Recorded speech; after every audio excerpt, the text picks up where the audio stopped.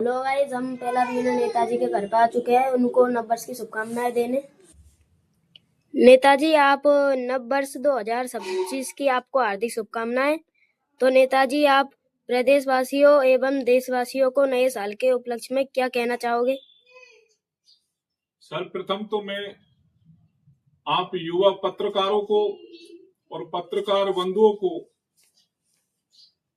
नववर्ष 2026 की हार्दिक शुभकामनाएं देना चाहता हूं। आपको, आपके परिवार को 2026 प्रगतिशील मौका दे, अवसर दे और उन्नति दे। आगे मैं देश और प्रदेशवासियों को, भाई और बहनों को, ब्रदर एंड सिस्टर को हार्दिक नववर्ष की शुभकामनाएं देना चाहता हूं। और भारत सरकार ने विपक्ष में बैठ करके कांग्रेस ने इस देश की जिस तरह की हानि की ओर ले जाने का कार्य किया है, इस देश के हक और अधिकार को, गरीब दबे कुचले लोगों को, शोषित पीड़ित लोगों को दबा के रखने का काम किया है।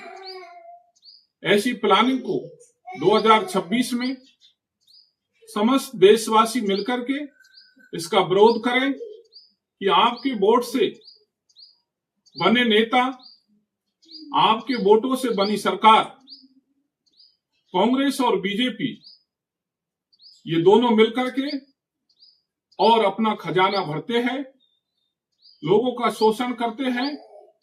जो भी सत्तासीन होते हैं वो अपने मित्रों को, देश के जल और जंगल जमीन को हड़पने का मौका देते हैं, अवसर देते हैं।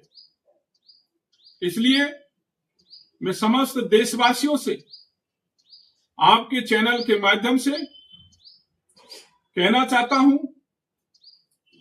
बताना चाहता हूं, जगाना चाहता हूं कि आप सब अपने हक की लड़ाई के लिए 2026 में संघर्ष करें, क्योंकि इस देश के प्रधानमंत्री नरेंद्र मोदी जितनी बार भी विदेश गया है, आप सबको ऐसा लगता है कि वो देश के हित के लिए गया है। लेकिन मैं बताना चाहता हूं कि आपके देश का प्रधानमंत्री केवल और केवल अडानी के भविष्य को बनाने के लिए गया है। अडानी को देश का नहीं, पूरे विश्व का नंबर 1 पैसे वाले बनाने के लिए, योजनाएं लागू करवाने के लिए गया है। आप सब जानते हो, आज देश में युवा बेरोजगार दर-दरों की ठोकर खा रहे हैं। आज देश के किसान खाद, बिजली, पानी और अपनी खेती को बचाने के लिए लगे हुए हैं और उनकी पुलिस उन पर लाठी बरसाने का काम कर रही।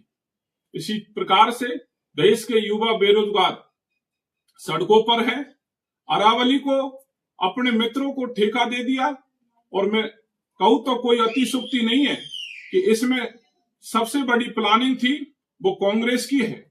आज कांग्रेस के लोग आप लोगों को लेकर के आंदोलन करते हैं, लेकिन केवल उनका मकसद इतना है कि बीजेपी से इनका ध्यान हटे और ये आने वाले समय में 2028 में प्रदेश के लिए और 2029 में देश के लिए वोट करे, इतना केवल काम करते हैं।